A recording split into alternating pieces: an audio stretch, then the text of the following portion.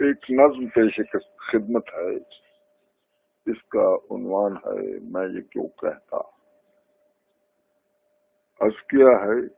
Speaker پر کہنے والے کے کہنے میں بڑی روانی تھی،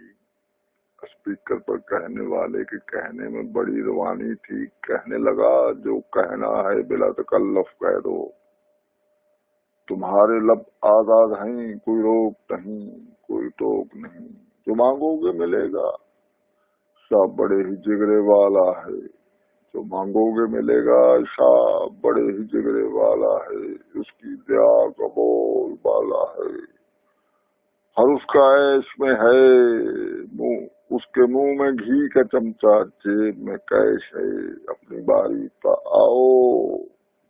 اپنی باری پاؤ، اس لوٹ سیل سے فائدہ اٹھاؤ، خالی جیب آؤ بھری جیب جاؤ۔ ایک آیا اس نے شاہ کے حسن و جمال کے قصیدے کہے، خوب تالیاں بجی، حق کے نمک لیا اور وہ گیا۔ اس کے بعد نے شاہ کے جاہو جلال کا کلمہ لا شریک پڑھا،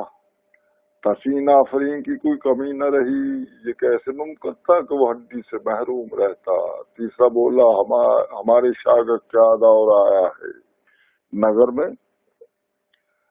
میں رات کو بھی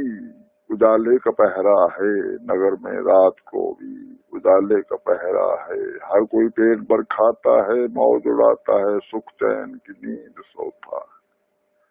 سکھ چین کی نیند سوتا ہے۔ چوتھے نے اس کے قول و کردار پہ روشنی ڈالی،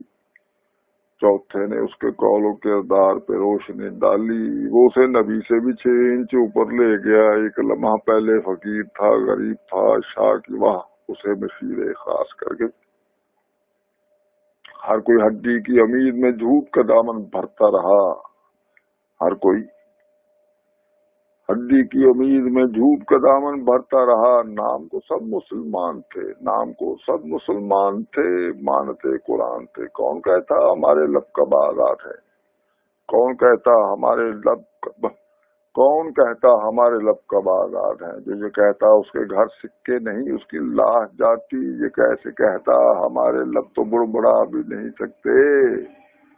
میں یہ کیسے کہتا ہمارے لب تو بڑبڑا بھی نہیں سکتے، اپنی مرضی سے مسکرا بھی نہیں سکتے، مسکرا بھی نہیں سکتے۔ شکریہ جناب۔